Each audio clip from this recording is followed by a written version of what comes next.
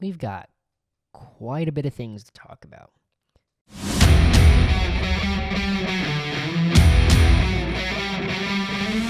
Goal. Avellini, here comes Peyton. And Peyton is in for the touchdown. Unbelievable. Here's Casey Kane. 2-on-1. Hustling back is point up a shot. Score! Patrick Kane in overtime. Ahead of Jenks. Uribe charges, throws. Out! And the White Sox have won the World Series. To the circle, puts the shot in the air. Good! The game's over, and the Bulls have won. On the run, and you're going to see Wilbur Marshall come here and really flatten him. Oh, boy, did he really hit him. The shot! Now Gill. And his pocket picked by Murray. The shot. Hawks win! Hawks win! Ty Murray. Field, launching downfield, going for it all. And it is gone. Here's Kennard. Beats it back. He's a score! Hello, everybody. My name is Adrian Aaron, and welcome back to Da Superfan Network. Didn't get you a post game about Utah, but now I am. I'm gonna get you a recap for the Utah game that happened Monday. No, not Monday. Monday was the first game. Thursday, this past Thursday. And then we're gonna get you a preview of Vegas. It is like 1:30 in the afternoon, so I'm not gonna get you any lineup stuff because I won't know the lineups until like 9 o'clock, and I'm not recording this at 9 o'clock. There's no way. I don't want to do that.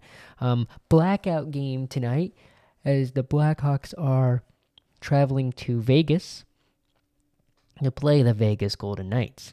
But before we get into that, let's talk about the Blackhawks and the Utah Mammoth. The Blackhawks own the Utah Mammoths, especially this season, with a 3-2 win in overtime once again over the Utah Mammoth.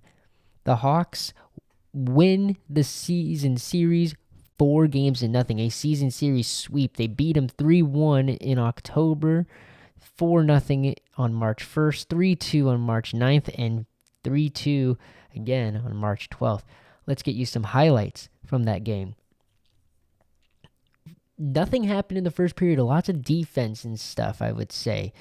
But the Mammoth would get things opened early in the second with a pass by Cooley to Gunther on a 2-on-1, and it makes it 1-0 Mammoth, 14-13 in the second. However, I would say until the third, we get into the third period, the Hawks have still not scored. But we get onto the power play, and it's a 4-on-3 power play, which is very interesting. Nazar between the legs to Bertuzzi. Bertuzzi waits, and Bedard gives it to Bedard, who then runs up the left side, passes it to Bertuzzi in front, and a goal by Tyler Bertuzzi on the power play. Blackhawks tie it, 17:42 left in the third to make it 1-1 in the game. That goal, 2:18 into the third period. Bertuzzi's 28th of the season with Connor Bedard's 35th assist and Frank Nazar's 22nd assist. Ties it at 1. Then with 9:17 into the third period, a great chance for the Blackhawks. Nazar passes back to Bertuzzi, who fires, rebound. Teravainen kicks it over to Frank Nazar, who makes it a 2-1 game. Frank Nazar has been on a heater recently. Another goal for Frank Nazar. That is his, I believe, that is his 8th point, his third goal. His third goal in the past 5 games, his 8th point in the past 5 games. So he is on a heater. Like, everybody was freaking out about Nazar. I was freaking out a little bit, being like, what's going on with Nazar? But then you got to realize, once Nazar gets on a heater, he gets on a heater, let me tell you. But the fun would slowly disappear really, really quickly. As it came, it was gone just as quick as 13:45 into the third period. JJ Peterka gets a goal on a turnover made by Carcone off of Vlasic, 2-on-1, pass to Berterka, and a goal ties it up 2-2 in the third period.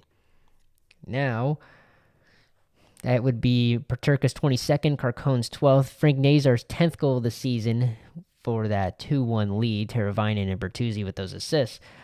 Makes it 2-2. We then go into overtime. And overtime again, back-to-back games, back-to-back meetings that the Hawks and the Mammoth have to go into overtime.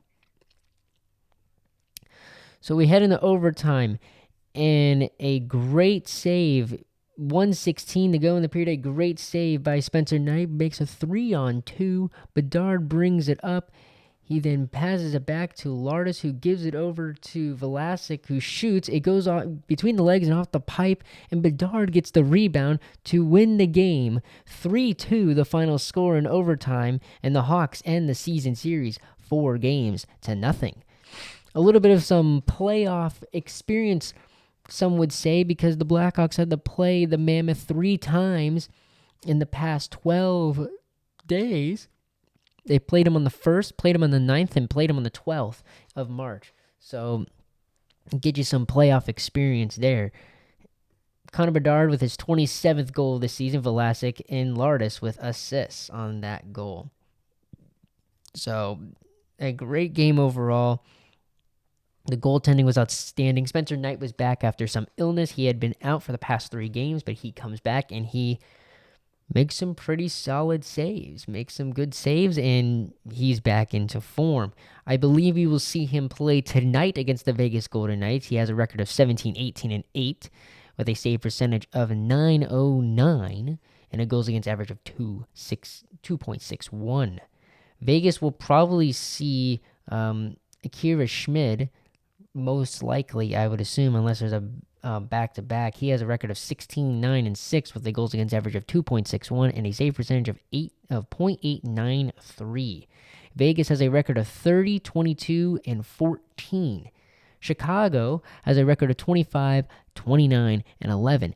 But this is something interesting I'd like to add, and something really, really promising. With people freaking out about the rebuild, like, is the rebuild working? Is the rebuild working? Is the rebuild going too slow? The Blackhawks have 17 games left in the season. They play 17 games. After tonight, there would be 16 games left in the season. And against a team that we have played before, this would be the third and final meeting. We played Vegas and lost to a shootout, 4-3 in the first meeting. The second meeting, we beat them in overtime, 3-2. So we can definitely play against this team and possibly beat them. But people have been talking about, is the rebuild going too slow? Is the rebuild not working? Are we going to have to blow it up and start all over? Last season, the Blackhawks finished 25-46-11 with 61 points. With 17 games left in the season, the Blackhawks have the same amount of points and the same amount of wins as last season, 25-29-11 with 61 points.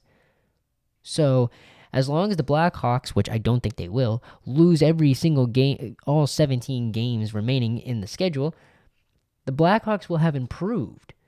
There's still a chance that we get 30 wins, and if we get 30 wins, I think that is a complete improvement and a good season. The Blackhawks haven't had 30 wins in a season since Kane and Taves had been on this team. Last time that they had 30 wins in a season was the 2019-2020 season, where they had 32, 30, and 8 as their record.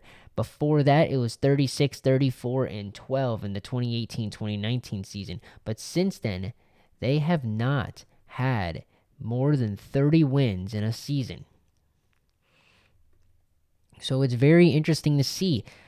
And Blashill's doing a great job. The youngsters are finding their footing and finding their roles. And there's more youngsters that come up soon. Might take a little bit longer. We might see them near the end of March, most likely. probably the beginning of April when we see these some more youngsters come in. One of those guys being Anton Frundell. He has been on a heater recently. Anton Frundell. He has been absolutely outstanding for Jurgensen. I believe that's how I'm saying that team name correctly. But he has been on an absolute heater recently. He played today, actually. Got a goal. So he's still going. His stats for this season in the SHL, he has played 43 games. He has 20 goals and 8 assists in these games, which a total of 28 points. He's been doing really, really well. In the World Juniors, he had 7 goals. He played 7 games, 5 goals, 3 assists, 8 points. So he's doing pretty well for himself. He's doing very well for himself when it comes to this season and being in the SHL and not getting very well ice time that I have heard. He hasn't had the best ice time. They haven't given him much ice time. I have heard around the community of insiders and so forth. Another player that we are hoping to get soon is Sasha Boisvert. He is in college. He plays for Boston University, and he has had a pretty good season himself as well. Top line guy. He has played 25 games. He's got 3 goals, 14 assists, and 17 points this season. So he's been doing pretty well when he coming to Boston University for the NCAA, and his team is in the tournament right now. So we'll probably get Sasha Boisvert first, and then Frundell second, and then the last guy we'll probably get, if at all, we probably will get him, but that will probably be near the end of the month, probably in April. Definitely April. We'll definitely see this guy. It is Roman Kantsarov. Roman Kantsarov has been on an absolute heater. He's leading the league in points, if not goals. He is doing absolutely incredible this season. 62 games he has played, 34 goals, 28 assists, and 62 points. And by the way, this guy is only 5'9". He's 5'9", 176 pounds, and he's 21 years old, and he's in Russia. He's a right-wing center. So, someone to help Frank Nazar maybe get some more weapons on that second line.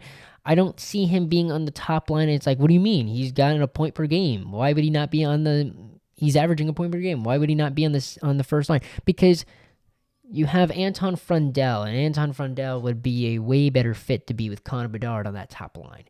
And a size thing. Connor Bedard is 5'10". Kantsarov is 5'9". So that just doesn't fit very well when it comes to the size. Frundell, he's 6'1", 205 pounds, and you need someone to play really well, but also defend Connor Bedard. Defend Connor Bedard when people want to roughhouse him and stuff like that. And also, he kind of plays it's like a Marion Hossa kind of thing. You need, or kind of like a Taze Kane kind of thing. It's like, oh, everybody's worried about Bedard because he doesn't really have anyone else on his line, Burakovsky and Green. You're not going to worry about those guys trying to shoot and score. You're going to worry about Connor Bedard. But if you add Frundell on that line, you're like, oh, I got to worry about Bedard, but then I also have to worry about Anton Frundell. And then possibly throw in Bertuzzi in that line, you got to worry about all three. So it would be overwhelming. So next season is going to look very, very promising when it comes to the Blackhawks. And near the end of this season, we'll probably see some of these young guys come up and enter into the league. So it's going to be very, very exciting to see. I hope that these guys have great playoffs because Jagardens is going to go into the playoffs. They're going to squeak in and play in the play-in for them because the SHL has a weird playoff system where I think the top 10 teams make the playoffs and it's like a play-in and some teams get a bye. I'm not going to bore you with that. There's a lot there. The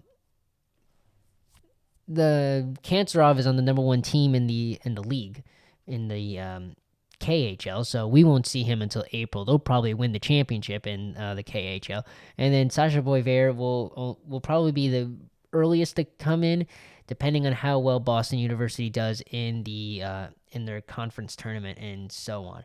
So it's very exciting stuff, very exciting things to see. So already a huge improvement from last season to this season, having the same amount of wins with over a handful of games remaining, more than I can count on my two hands alone. So we're looking very promising. Tonight, the Hawks play the Vegas Golden Knights. 10 p.m. Eastern. It's going to be a late one, so I'll probably get you a video tomorrow on Sunday of a recap of this because it's a late game. That's why I'm getting this Utah recap now instead of Thursday, because that game started at 9 o'clock, and also I was doing stuff with Last Card Productions and the Toilet Talk podcast. If you want a fun podcast to listen to and watch some short films and all other stuff, Toilet Talk podcast and Last Card Productions. I'm on that stuff too, so I was a bit busy with that. So Frank Nazar, 8 points in the last 5 games, absolutely on a heater. Like I mentioned, he's got 3 goals in these past 5 games. Bedard is on a heater as well with 5 assists in the past 5 games. There's Mitch Marner, a guy to look out for. He is on a heater with 8 points in the last 5 games. Jack Eichel has 3 goals in the last 5 games, and Mitch Marner has 5 assists in the last 5 games. So those are some guys to look out for. Some stats to give you. Blackhawks with a 19.8% power play, 21st in the league, going up against the 4th best power play in the league with a 25.1% power play. However, the Blackhawks still hold on to that number 1 penalty kill, and thank God we kept Ilya Mikheyev from the trade deadline. I'm so happy, and I hope we give him an extension, at least max 2-3 years. I think 3 years would be really great for Ilya Mikheyev, because we'll have Bedard will get an extension, Mikheyev will get an extension, and then we'll have a bunch of rookie contracts. So we're paying really great guys for really, really low. And if you look at that Frank Nazar contract, his contract, I want to say is like, I forget what it was.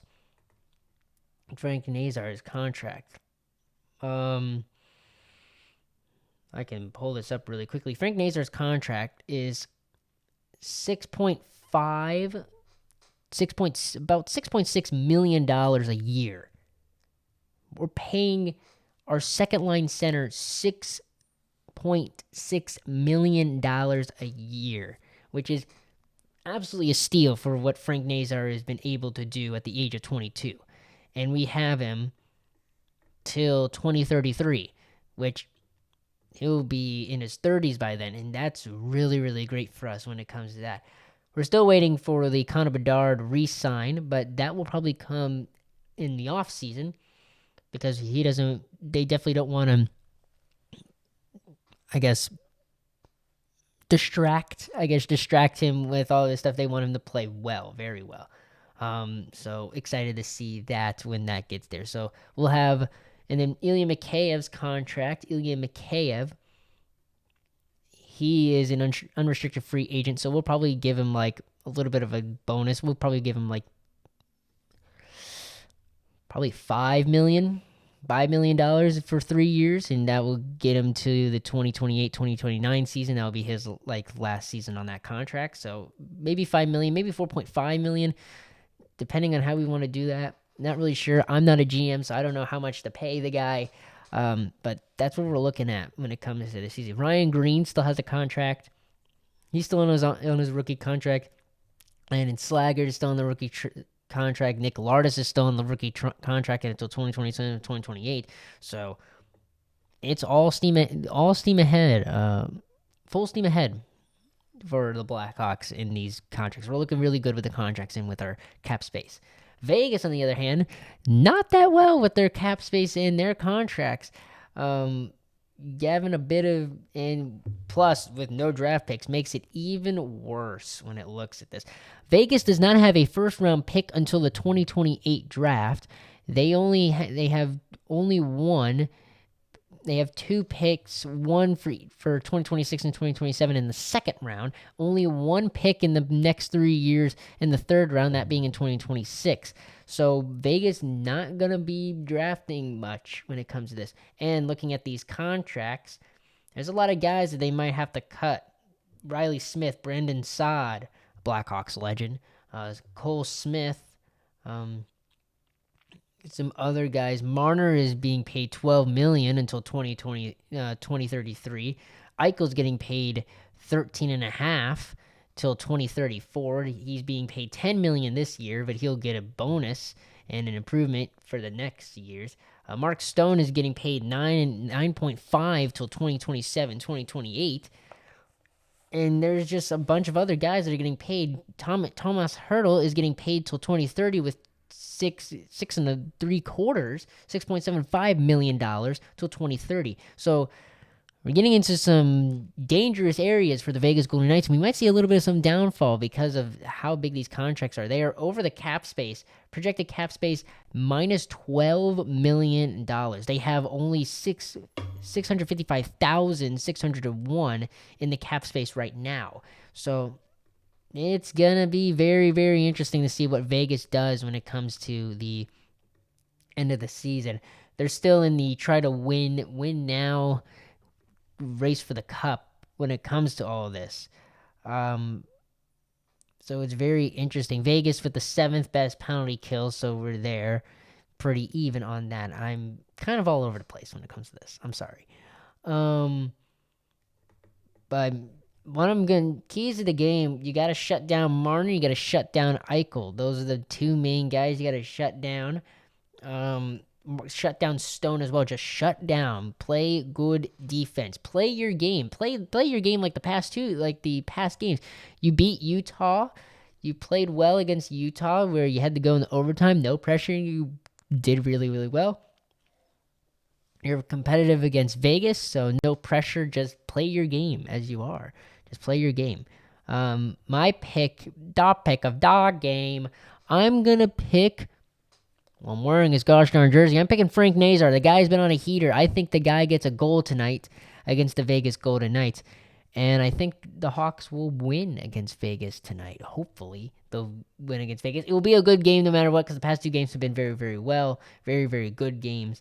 So, and with Carlson on long-term IR and Hart on long-term IR, you lose a goaltender and one of your main centers.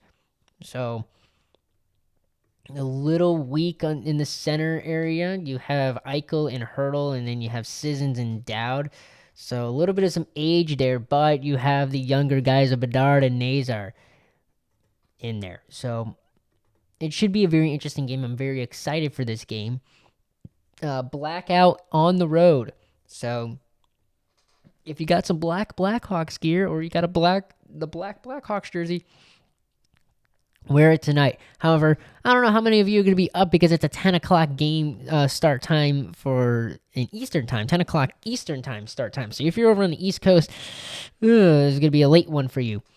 Other than that, that's all I got for this edition of Da Superfan Network. My name's AJ Neihart saying so long for now, and I will see you tomorrow after the game has wrapped up, and I will get you a recap for the Vegas Blackhawks game. Let's go Hawks for tonight.